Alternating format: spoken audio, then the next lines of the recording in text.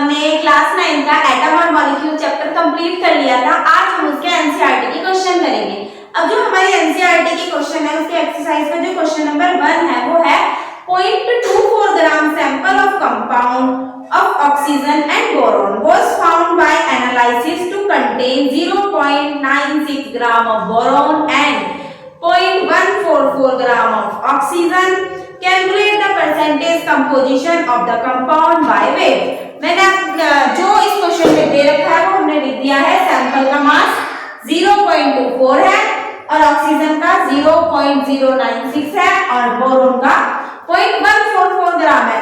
अब जो mass percentage होती है इसको निकालने का जो फॉर्मूला होता है वो ही होता है। अब जो मास परसेंटेज का फॉर्मूला होता है वो क्या होता है? मास ऑफ कंपाउंड, जो भी हमारे कंपाउंड है उसका गिवन मास और अपॉन में टोटल मास ऑफ जो भी हमारा सैंपल है उसका टोटल मास और मल्टीप्लाई 100 से। अब सबसे पहले हमने क्या किया? ऑक्सीजन की मास परसेंटेज निकालते हैं। अब अगर हमें ऑक्सीजन की मास परसेंटेज निकालनी है तो मास परसेंटेज ऑफ ऑक्सीजन का गिवन वेट है 0.096 ग्राम और टोटल वेट है 0.24 और मल्टीप्लाई करनी है 100 से। तो ये पॉइंट हटाया यहां से तो 3 जीरो नीचे गई, यहां से पॉइंट हटाया 2 जीरो ऊपर गई, 2 जीरो से 2 जीरो, 1 जीरो से 0 कटी, ऊपर क्या आ गया हमारा 960 और नीचे 24। ये दोनों 12 2 के टेबल में आते हैं। ये 12 ये 4 और 8 और 0। अब 12 के टेबल से कट जाएगा 12 के बच 48 और ये 0 है। हाँ, तो ये कितना है? हमारी मास परसेंटेज जो ऑक्सीजन की है वो आई 40%। ठीक है। अब 100 में से अगर 40 गए तो कितना बचा? 60%। तो 60% क्या रहेगा हमारा? बोरोन का, चाहे हम निकाल भी सकते हैं। अब अगर हमें बोरोन के लिए निकालना है, बोरोन का गिवन वेट कितना है? 0.144 और डिवाइडेड बाय 0.24 और मल्टीप्लाई 100। पॉइंट हटाया 3 जीरो नीचे आई, 1 2 3 2 जीरो ऊपर गई, 3 जीरो से 3 जीरो कट गई, ऊपर आ गया 1440 और नीचे आ गया 24। 2 के टेबल से दोनों कटे, ये 12 बार कटा, ये 720। ये दोनों 12 के टेबल में आते हैं। 12 की मल्टीप्लाई डिवाइड कर दो किससे? 720 से। 12 के हमारा जो बच्चे का 72 0 यहाँ चली गई। ये कितना आ गया हमारा? 60%। अब ये एनसीईआरटी की एक्सरसाइज का पहला क्वेश्चन था जो मास परसेंटेज से रिलेटेड था, जिसका आंसर ऑक्सीजन का कितना आया हमारा? 60% आया और हमारा बोरोन का आया 40%। अब हमारा जो नेक्स्ट क्वेश्चन है वो है 0.3 gram of carbon burn with 8 gram of oxygen and 11 gram of carbon dioxide is produced. What is the mass of the oxygen will be? एक मिनट, हमें मास ऑफ ऑक्सीजन का बताना है। जब mass of oxygen will be formed when 3 gram of carbon is burnt in 50 gram of oxygen. Which law of combination of given in your answer? हमें law of combination के तरीके से ये वाला आंसर को देना है। अब हमारे पास जो है हम पहले वो लिख लेते हैं। हमारा नेक्स्ट क्वेश्चन है उसमें हमें कार्बन ऑक्सीजन के साथ रिएक्ट करके कार्बन डाइऑक्साइड बना रहा है। अब जो हमारे पास 3 ग्राम कार्बन 8 ग्राम ऑक्सीजन से 11 ग्राम कार्बन डाइऑक्साइड बना रहा है। ठीक है। अब हमें बताइए कार्बन भी 1 मोल है, ऑक्सीजन का भी 1 मोल है, 1 मोल हमें कार्बन डाइऑक्साइड मिल रही है। जो कार्बन के 1 मोल होता है उसमें 12 ग्राम होते हैं, क्योंकि 12 ग्राम उसके मास के इक्वल होता है, जो मास होता है वो मोल के इक्वल होता है। ठीक है। अब इसके एक ऑक्सीजन का मास 16 होता है, यहाँ 2 ऑक्सीजन है, 2 ऑक्सीजन का मास 32 हो गया, 32 ग्राम 1 मोल के बराबर है। ऐसे ही कार्बन का मास 12 और 32 को प्लस करेंगे तो 44 ग्राम आएगा। तो कार्बन डाइऑक्साइड का टोटल 44 ग्राम मास है। अब वो कह रहा है मुझे जब मैंने 3 ग्राम और 8 ग्राम मिलाया तो 11 ग्राम मेरा ऑक्सीजन बना। अब नेक्स्ट वो पूछ रहा है कि अगर 3 ग्राम कार्बन और 8 करके कहते हैं 50 ग्राम ऑक्सीजन को मिलाएं तो कितने ग्राम कार्बन डाइऑक्साइड मिलेगी। अब मैं इसको चाहे इस तरीके से बोल लूं कि मेरे पास 11 ग्राम कार्बन डाइऑक्साइड है, उसको बनाने के लिए मेरे को 3 ग्राम कार्बन लगी और 8 ग्राम ऑक्सीजन लगी। बनाने तो 11 ग्राम है।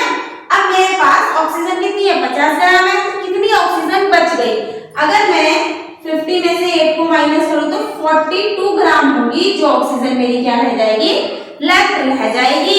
ये लॉ ऑफ लिमिटेशन के अकॉर्डिंग होता है, क्योंकि मेरे पास कार्बन 3 ही ग्राम है और 3 ग्राम कार्बन में 8 ग्राम ऑक्सीजन लग गई है, तो 11 ग्राम मेरे पास कार्बन डाइऑक्साइड बन रहा है। अब आंसर में तो सेकंड वाले में भी 11 ग्राम ही बन रहा है। अब 11 ग्राम कार्बन डाइऑक्साइड को बनने के लिए 3 ग्राम ऑक्सीजन और 8 ग्राम कार्बन डाइऑक्साइड की ही 3 ग्राम कार्बन और 8 ग्राम ऑक्सीजन की ही जरूरत पड़ेगी, इससे न ज्यादा न कम, क्योंकि क्वेश्चन में पहले ही मेंशन किया गया है। तो जो हमारी ऑक्सीजन बचेगी वो 44 ग्राम क्या हो जाएगी, ऑक्सीजन लेफ्ट रह जाएगी।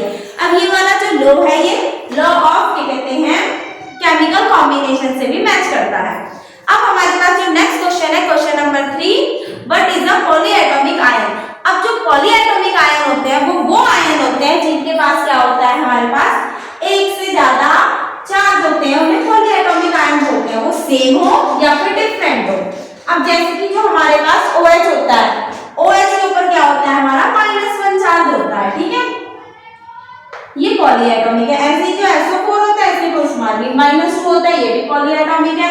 CO3 कार्बोनेट, ये भी -2 चार्ज होता है, ये भी क्या है मेरे पास, पॉलीएटॉमिक है। पॉलीएटॉमिक वो होते हैं जिनके पास चाहे माइनस हो या प्लस हो, एक से ज्यादा चार्ज होते हैं, उन्हें पॉलीएटॉमिक बोलते हैं। अब हमें क्या बनाना है, केमिकल फॉर्मूला बनाना है। क्वेश्चन नंबर 4, क्या मैग्नीशियम क्लोराइड का, कैल्शियम ऑक्साइड का, कॉपर नाइट्रेट का और एल्युमिनियम क्लोराइड का और कैल्शियम कार्बोनेट का। मैग्नीशियम का सिंबल क्या होता है, Mg, और क्या कहते हैं, क्लोरीन का Cl। जो मैग्नीशियम होता है इसका एटॉमिक नंबर 12 होता है। अगर मैं इसे K L M N classing होती है 2 8 8 18 32 इलेक्ट्रॉन, पहली में 2 इलेक्ट्रॉन, दूसरी में 8, उसके अकॉर्डिंग इसमें 2। ये 2 इलेक्ट्रॉन क्या करेगा, हमें डोनेट कर देगा, फिर इसके नीचे क्या आएगा, +2। क्लोरीन का होता है 17, तो 2 8 और 7, इसकी एक इलेक्ट्रॉन ले लेगा तो इसकी आई -1। अब इनकी क्रॉस मल्टीप्लाई कर दो, मैग्नीशियम प्लस माइनस चार्ज अपने आप में कट गए, तो Mg तो 1 ही है और Cl कितना है, 2, तो मैग्नीशियम क्लोराइड का फॉर्मूला क्या हुआ, MgCl2। सेकंड है कैल्शियम ऑक्साइड, कैल्शियम का मतलब Ca, ऑक्सीजन, जो Ca है उसका एटॉमिक नंबर 20, 2 8 8 और 2, और जो ऑक्सीजन होती है उसका मास होता है 8 2 6। अब इसकी जो चार्ज लगेगा वो क्या लगेगा, +2, और ऑक्सीजन का क्या है, बैलेंस पूरी करने के लिए -2, तो यहाँ पे +2 यहाँ पे -2, क्रॉस इनटू करी, प्लस माइनस चार्ज क्या हो गया, हट गया, हटने के बाद क्या आया, CaO, कैल्शियम ऑक्साइड का फॉर्मूला।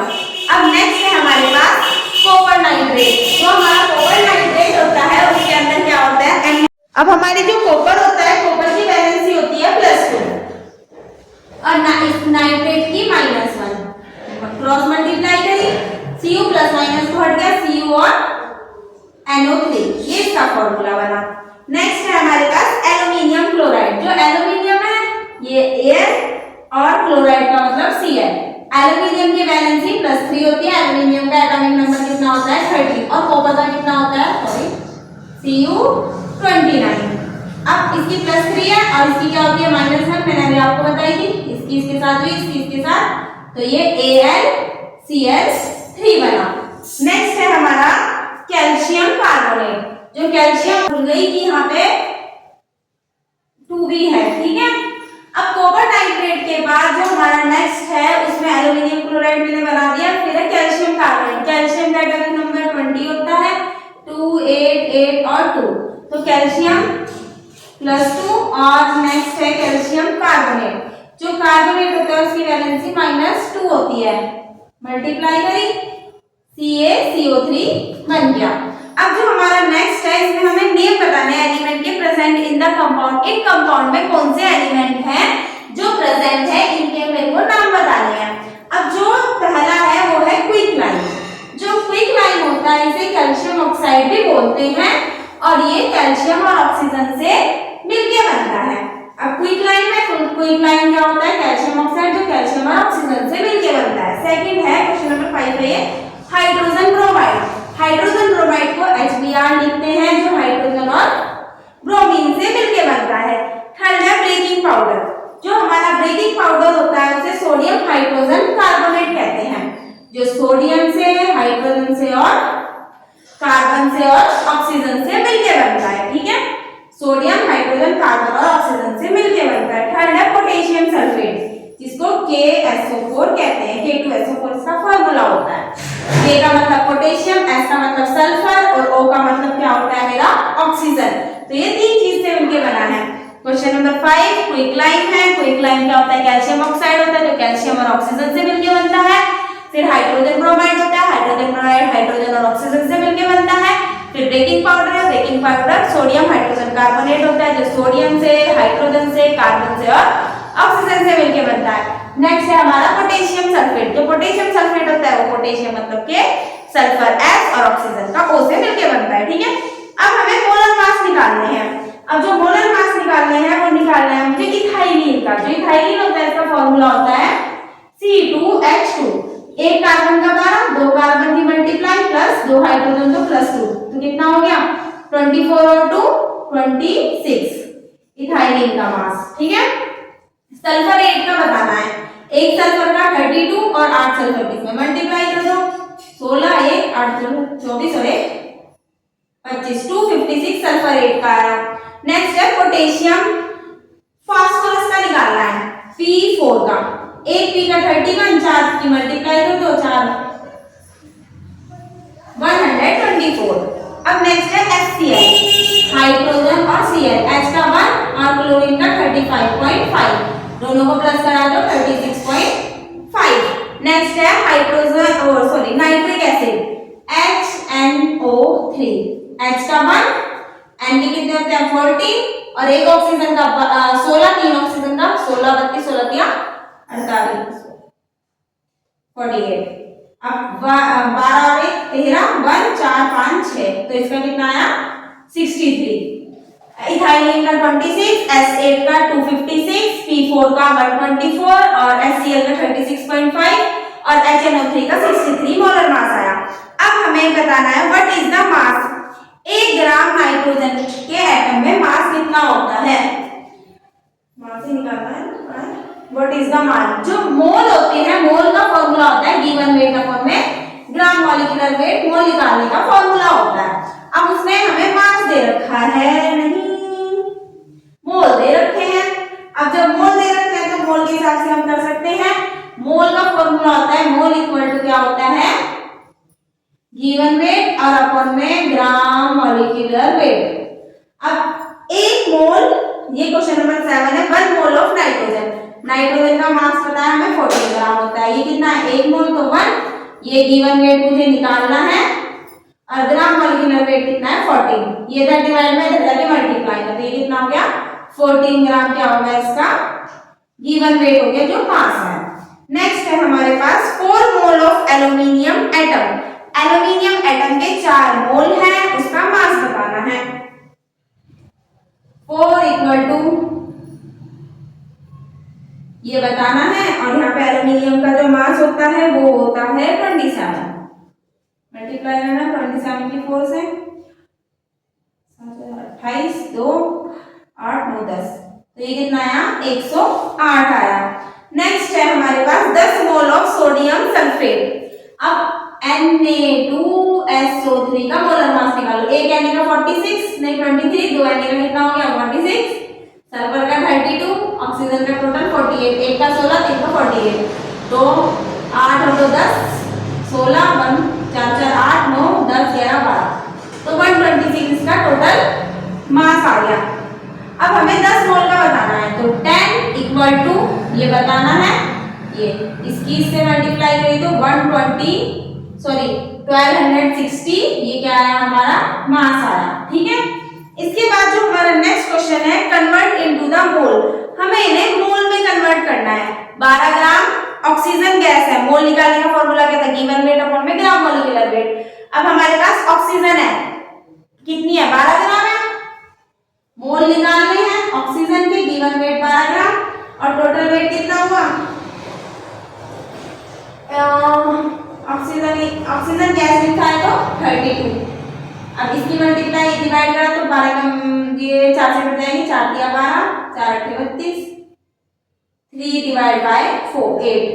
अब 3 की 8 को डिवाइड कर दो, पॉइंट लगाया 0, 8 मिनट चला 24 6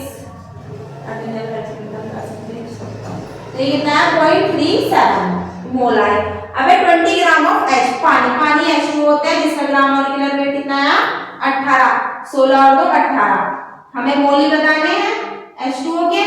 अब गिवन वेट H2O का है 20 ग्राम डिवाइड बाय 18, दोनों कट जाएंगे, ये 10 आ जाएगा, ये कितना आ जाएगा 9, 10 को 9 से करो 1 बचा, पॉइंट लगाया 0 1 तो ये कितना आएगा 1.11 मोल।